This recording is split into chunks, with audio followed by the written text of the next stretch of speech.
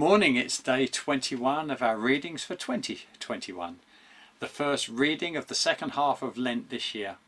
And as we continue our series in the Old Testament books, today the book is Ecclesiastes. Now Ecclesiastes is part of the wisdom books, so together with Proverbs, Psalms and Job, which we've read in the last few days, and Song of Solomon, which we'll read tomorrow, they're classed as wisdom. And the author of Ecclesiastes is normally attributed to Solomon, though it doesn't actually state that specifically. There is a line right at the start which could be translated either for the son of David or by the son of David. But usually it's seen as Solomon wrote this, and in the book the author calls themselves the teacher. Essentially, they are looking back on their life and their experiences.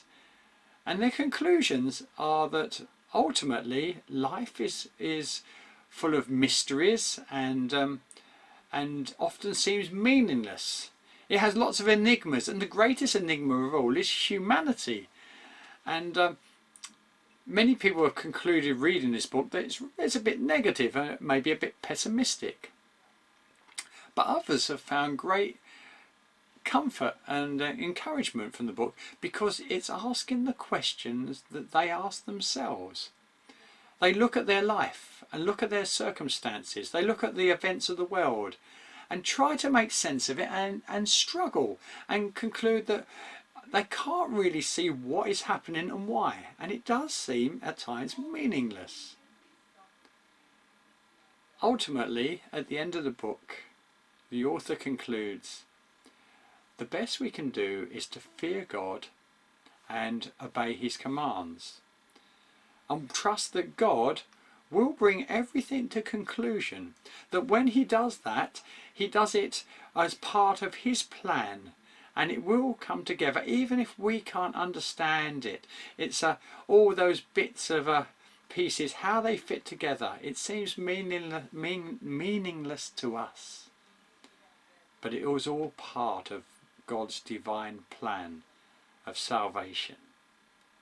Now the bit I want to read is from chapter 3, and it's that well-known part that tells us there is a time for everything, even when life seems meaningless. Chapter 3 verse 1. There is a time for everything, and a season for every activity under the heavens. A time to be born and a time to die. A time to plant and a time to uproot. A time to kill and a time to heal. A time to tear down and a time to build. A time to weep and a time to laugh. A time to mourn and a time to dance. A time to scatter stones and a time to gather them.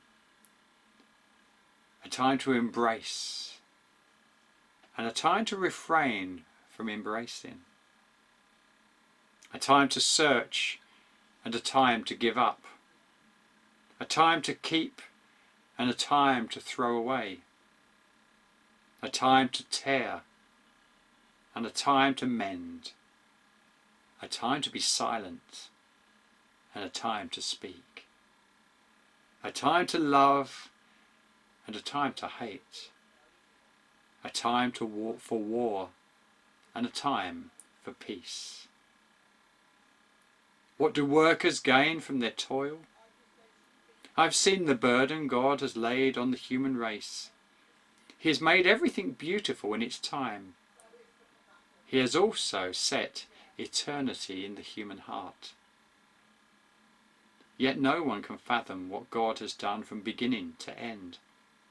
I know that there is nothing better for people than to be happy and to be good while they live, that each of them may eat and drink and find satisfaction in their toil. That is a gift of God. I know that everything God does will endure forever. Nothing can be added to it and nothing can be taken from it. God does it so that people will fear him. Sometimes life is a bit like a tapestry. If you look at a tapestry, you can see all the threads coming together to make a beautiful picture. But if you turn the tapestry over and look at the reverse, you'll see all sorts of threads all over the place, not making sense. Lots of long ends, lots of knots, lots of bits zigzagging about. And it looks a mess, and often we look at it like that and we think, what does it mean? How does it make sense? And then we turn it over and we see it from God's point of view. And He's created a beautiful picture. Until next time, have a blessed day.